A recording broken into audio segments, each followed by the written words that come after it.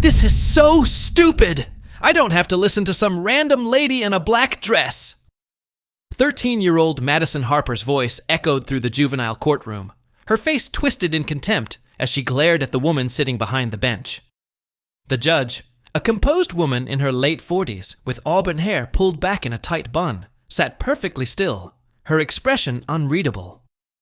"Young lady, you will show respect in my courtroom," the judge said calmly. Madison rolled her eyes dramatically and turned to her mother. "Mom, can we just leave? This is such a waste of time. I have a party tonight." Her mother, Christine Harper, placed a trembling hand on her daughter's arm. "Madison, please, just be quiet." "Why should I? It's not like she can actually do anything to me. I'm a kid. I'm basically untouchable." Madison turned back to the judge with a smirk. "Besides, you probably don't even have real authority. This is just some fake court for babies." What Madison didn't know was that the woman she was mocking wasn't just any judge. Colonel Patricia Reynolds had served 26 years as a judge advocate general in the United States Army, presiding over military tribunals that dealt with matters of national security, war crimes, and military justice. She had retired from active duty only 2 years prior, and now served as a juvenile court judge, bringing her decades of experience to help troubled youth find better paths. The charges against Madison were serious for a 13-year-old. Vandalism of school property, cyberbullying 3 classmates to the point where one attempted self-harm, and theft from a local store. But Madison, raised by wealthy parents who had never enforced consequences, saw this as just another inconvenience that money could solve. "Madison Harper, you're here because you've caused significant harm to others and to property. This court is trying to help you understand the severity of your actions," Judge Reynolds explained, her military training evident in her composed demeanor. "Help me? I don't need help from someone who probably couldn't even get a real job, so she became a judge for kids." Madison laughed, looking around the courtroom like she expected others to join in. "I bet you make, what, like $50,000 a year. My dad makes that in a week, so don't lecture me about my life when you obviously don't know what success looks like." Christine's face went pale. "Madison, apologize right now." "Why?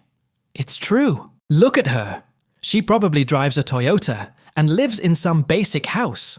We have 3 cars, a pool, and our house is in the hills. She's nobody." The bailiff, a broad-shouldered man with a crew cut and ramrod-straight posture, shifted his weight, his jaw clenching. The court reporter's fingers paused over her keyboard. The youth services counselor sitting to the side looked horrified. But Judge Reynolds remained perfectly calm, though something sharp flickered in her eyes. "I see. So, you believe a person's worth is determined by their income and possessions? Duh. That's how the real world works. Winners have money and nice things. Losers don't." Madison examined her perfectly manicured nails. "My dad explained it to me. He says people who work regular jobs are just too dumb or lazy to be rich." Christine buried her face in her hands. "Your father doesn't." "Madison, that's not what he meant." "Whatever. Can we speed this up? I already said I'm sorry for the school thing and the other stuff. It was just jokes. Everyone's so sensitive now. That girl who tried to hurt herself? She was being dramatic for attention. The store thing was a mistake. I forgot to pay. And the school wall? Art is subjective. My graffiti was actually pretty good." Judge Reynolds leaned forward slightly, her voice still measured and controlled. "Madison, 3 classmates have been receiving targeted, cruel messages from accounts traced back to your phone and computer. One of those students, Emily Martinez, swallowed pills after you created a website ranking students by their appearance and listed her as most worthless. She's 14 years old, and she almost died. That's not my fault. I didn't make her swallow pills. She chose to do that. People need to learn to take a joke." "And the vandalism? You spray-painted vulgar images and words all over the school's memorial wall. A wall dedicated to students and faculty who died in service to our country. Madison shrugged. It was. Just a boring wall with old names on it. Nobody cares about ancient history. Besides, I was mad because I got detention for being on my phone during the moment of silence thing. That stupid tradition is so outdated. The bailiff took a step forward, but Judge Reynolds raised her hand slightly, stopping him. Her composure never cracked, but her eyes had taken on a steely quality that anyone who had served under her in the military would recognize instantly. Ancient history. Interesting. Perspective. Tell me, Madison, what do you know about those names on that wall? They're dead people. So what? Everyone dies eventually. They were students from your school who enlisted in the military after graduation. They died serving this country. The oldest one was 19. The youngest was 18. They had families, dreams, futures, and they gave all of that up. Madison yawned, making no effort to hide it. Okay, but what does that have to do with me? I didn't kill them. Some war did. Not my problem. Maybe they should have chosen better careers. My dad says joining the military is what people do when they can't get into college. The courtroom door opened and 3 people entered. One was a man in his 60s, wearing a military dress uniform with stars on his shoulders. Another was a woman in her 50s, also in uniform, with an array of ribbons across her chest. The third was a younger man, missing his right leg below the knee, using a prosthetic and walking with a cane. All 3 moved with the unmistakable bearing of military personnel. Christine recognized the general and stood abruptly. General Cooper? What are you doing here? Madison looked confused for the first time, watching her mother's reaction. General James Cooper, Christine's older brother and Madison's uncle, walked to the front of the courtroom. His face was carved from stone. I'm here because Judge Reynolds called me. She thought I should see what my niece has become. Uncle James? Madison's confidence flickered. What's going on? What's going on is that you just insulted one of the finest military judges this country has ever produced, mocked service members who gave their lives for your freedom, and demonstrated a level of disrespect and entitlement that disgusts me. His voice was quiet, but it carried the weight of command. Judge Reynolds didn't call me for you. She called me for your mother, because she thought Christine deserved family support during what's about to happen. The woman in uniform stepped forward. Colonel Sarah Mitchell, United States Marine Corps, retired. I served with Judge Reynolds for 8 years. She presided over a tribunal where I was prosecuting a case of war crimes. Her integrity, intelligence, and dedication to justice were unmatched. The regular job she has now could have been a position at any prestigious law firm in the country for triple the salary. She chose this because she believes in rehabilitating young people. The younger man with the prosthetic moved next to Judge Reynolds' bench. Sergeant Daniel Torres, Army Rangers. I'm one of those names you think are so boring, Your Honor. Except I didn't die. I just lost my leg and 3 friends when our convoy hit an IED in Afghanistan. I was 19, same age as some of the names on that wall you defaced. Madison's smirk had vanished entirely. She looked at her mother, then her uncle, then back at Judge Reynolds, pieces beginning to click into place. Madison, the lady in a black dress you've been insulting isn't just a judge.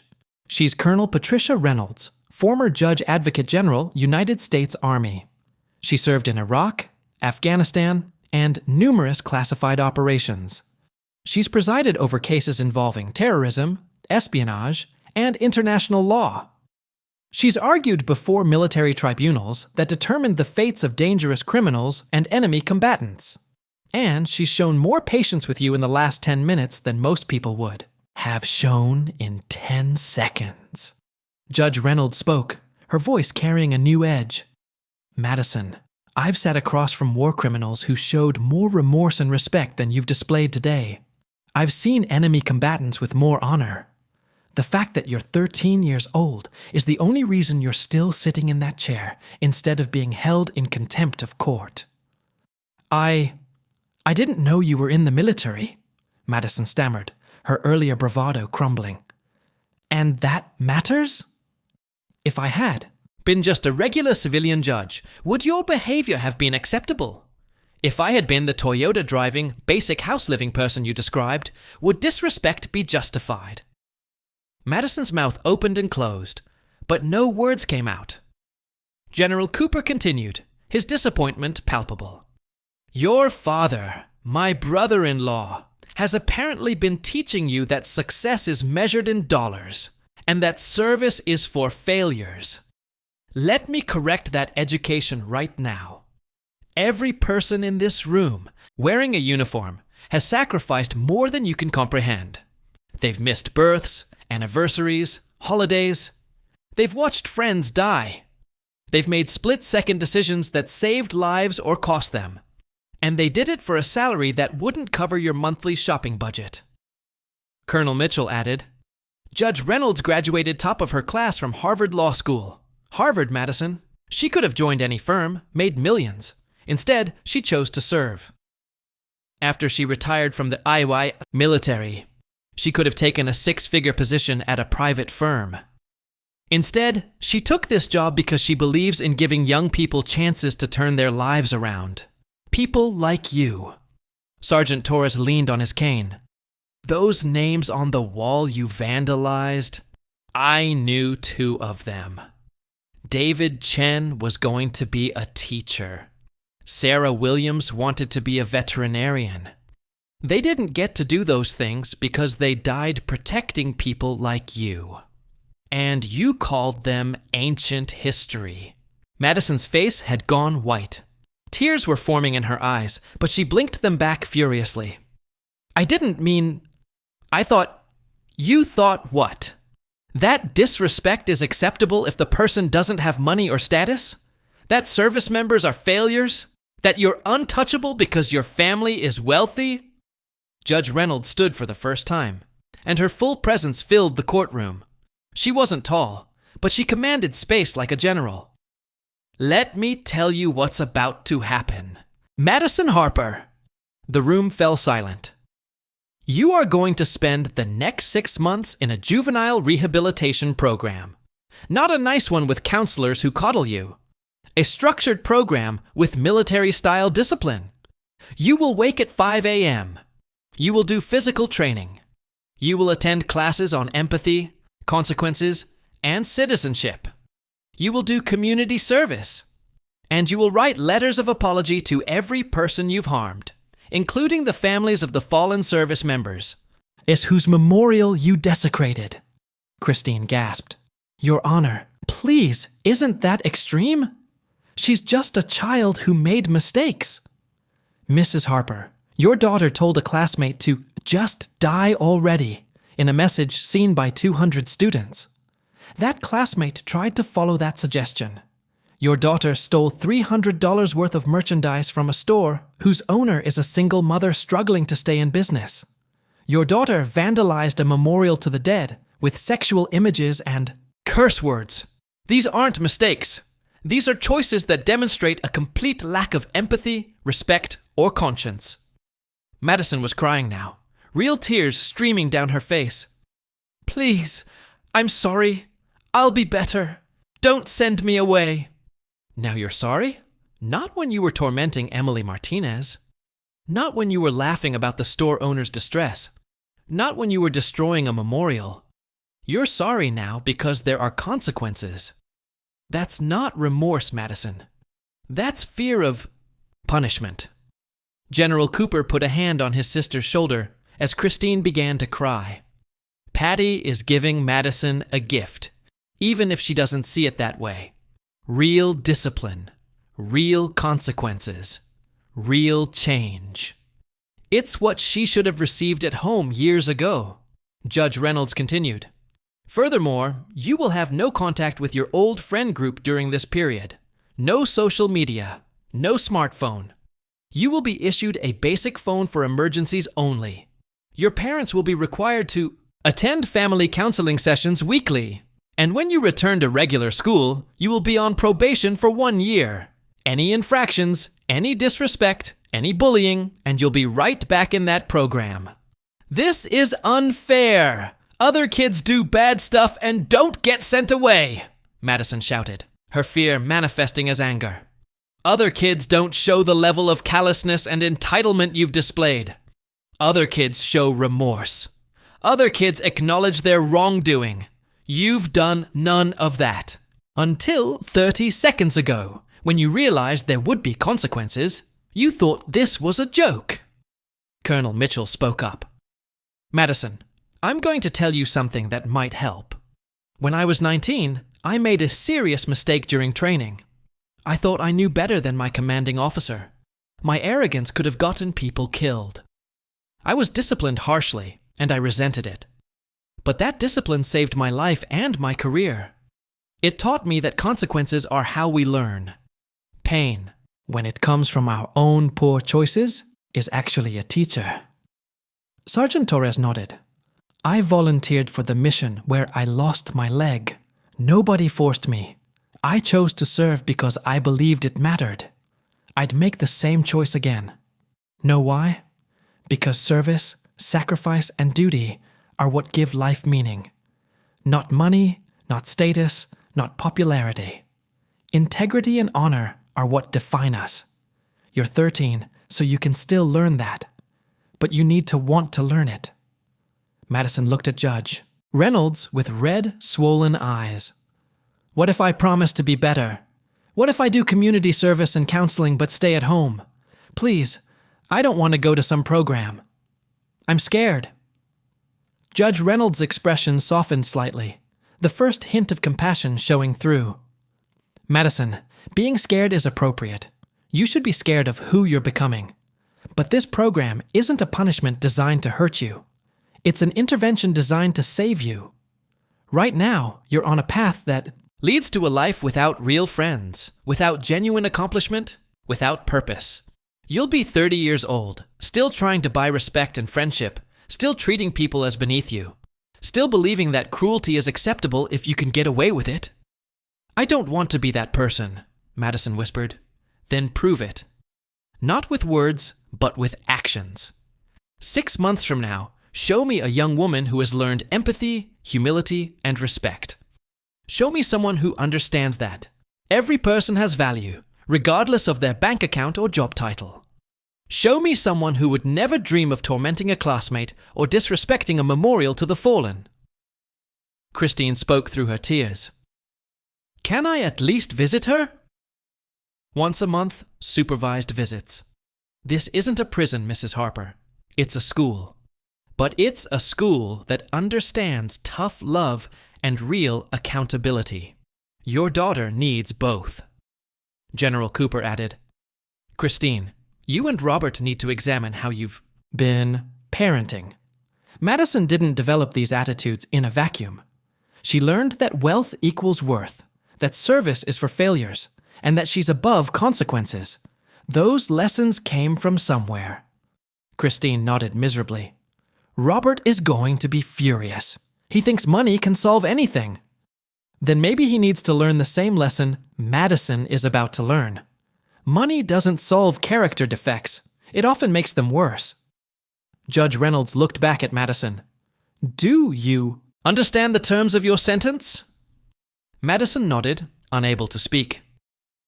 Do you understand why I'm sending you to this program? Another nod, tears flowing freely now.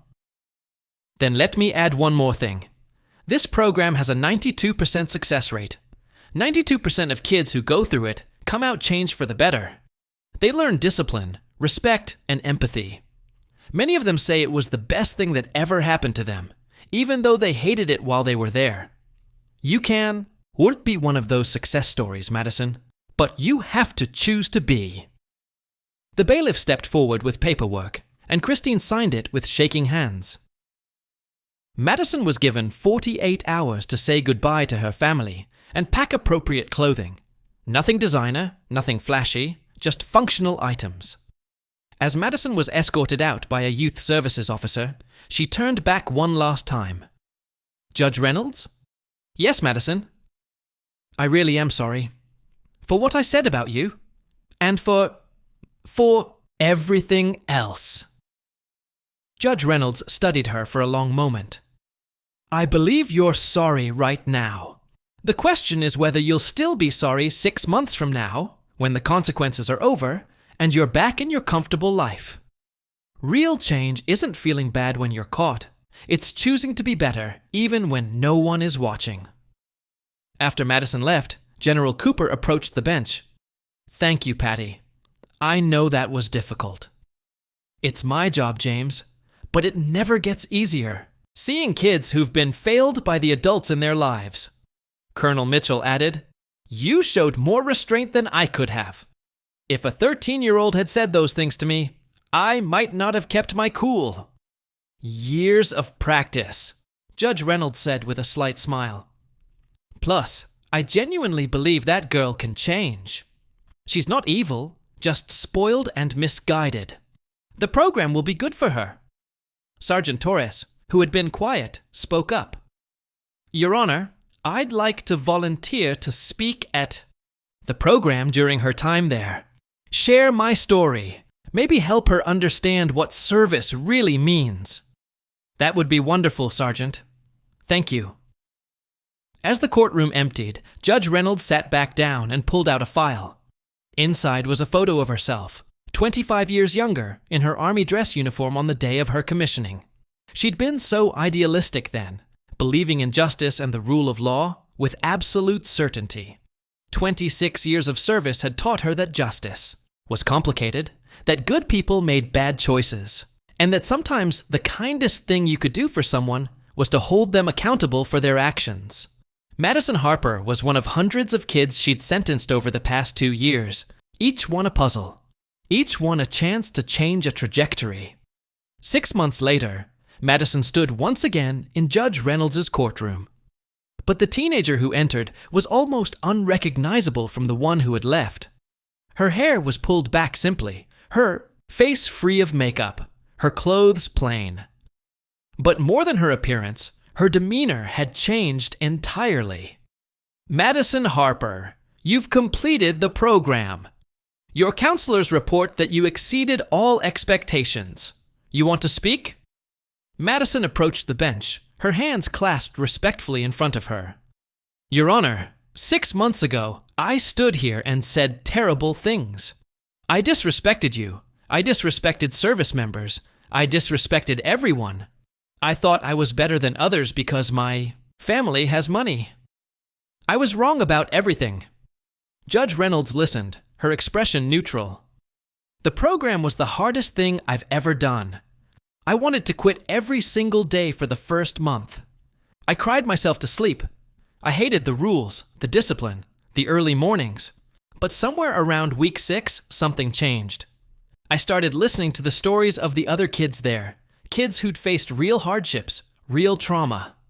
I started understanding that my problems weren't problems at all. They were privileges I'd been abusing."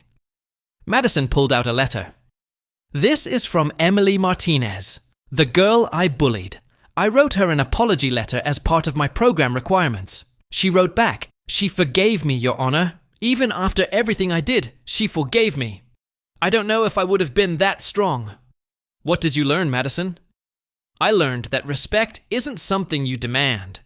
It's something you earn through your actions and how you treat others.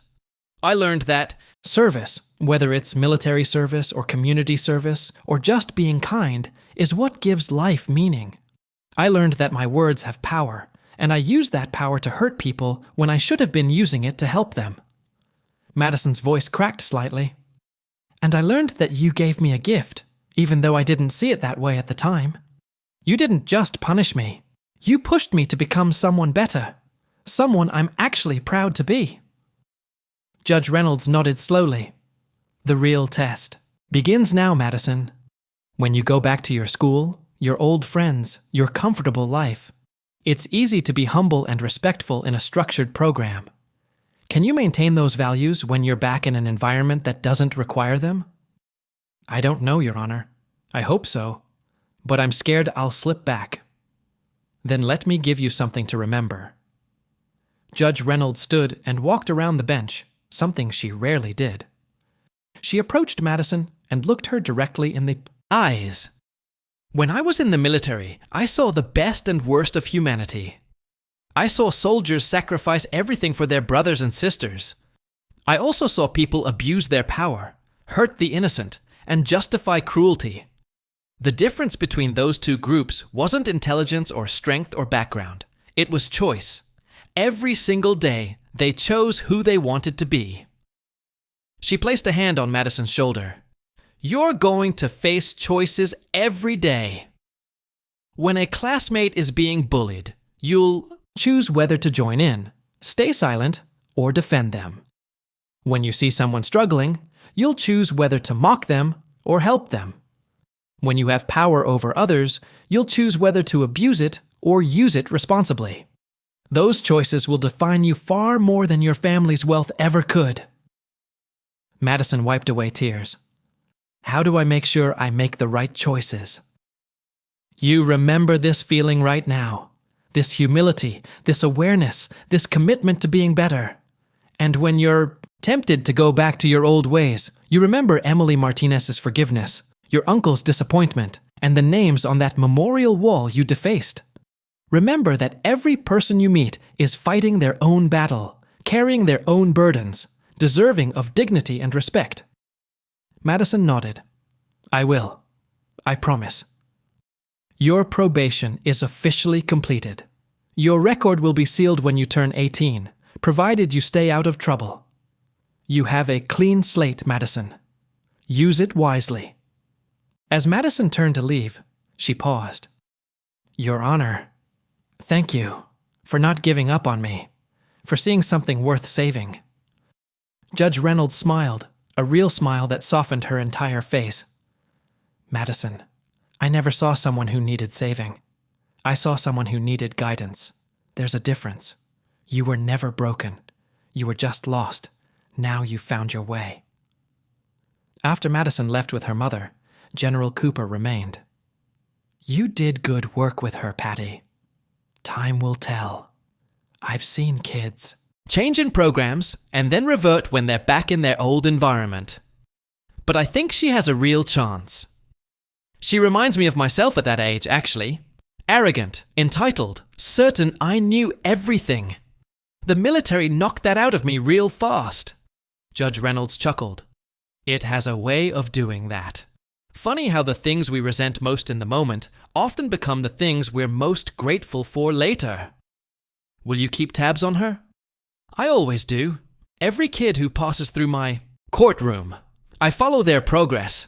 It's not officially part of my job, but I consider it part of my duty. These kids are worth the effort. General Cooper looked at his former colleague with respect. You know, you could have been a general yourself. Your record in the JAG Corps was exceptional. You could have climbed to the top. And spent my days in the Pentagon, dealing with bureaucracy and politics? No thanks. This is where I belong, James. In a courtroom, trying to steer young lives in better directions. It's not glamorous, the pay isn't great, and sometimes the kids don't change. But when they do, when I see a Madison Harper walk back in here as a different person, that's worth more than any star on a uniform. You're a good person, Patricia Reynolds. I'm just a person who chose service over salary. Speaking of which, I have 3 more cases this afternoon. Kids who made bad choices and need guidance. Some of them will fight me, some will insult me, some will test every ounce of patience I have.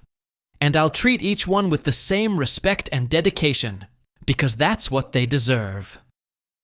As General Cooper left, Judge Reynolds returned to her bench and looked at the pile of case files waiting for her. Each folder represented a young person at a crossroads, a life that could go in any direction depending on the choices made and the guidance received. She thought about Madison Harper's words, about the girl's fear of slipping back into old patterns. That fear was healthy, actually. It meant Madison understood that change was a continuous process, not a one-time event. Judge Reynolds had spent 26 years serving her country in uniform, making decisions that affected lives, careers, and sometimes international relations. Now she served in a different capacity, wearing a black robe instead of military dress, presiding over a juvenile court instead of a military tribunal. But the mission was the same: justice, accountability, and the belief that people could change if given the right combination of consequences and opportunity. Every kid who walked through her courtroom doors was a chance to make a difference, to steer a life in a better direction, to transform pain into purpose. Madison Harper had called her just some random lady in a black dress. In a way, that was exactly what she was. The uniform didn't matter. The rank didn't matter. The years of service, while they informed her approach, weren't what made her effective. What mattered was the choice to show up every day, to treat each case with fresh eyes, to believe in redemption even when others had given up, and to hold young people accountable while also holding space for them to grow. That was service. That was duty. And that was a mission worth dedicating her life to, whether she wore a military uniform or a judge's robe. The next case was called, and Judge Reynolds straightened her shoulders, ready to meet whatever challenges the afternoon would bring. Because that's what service meant: showing up, doing the work, and believing that every person, even a bratty 13-year-old with terrible attitudes, was worth the effort it took to help them become better.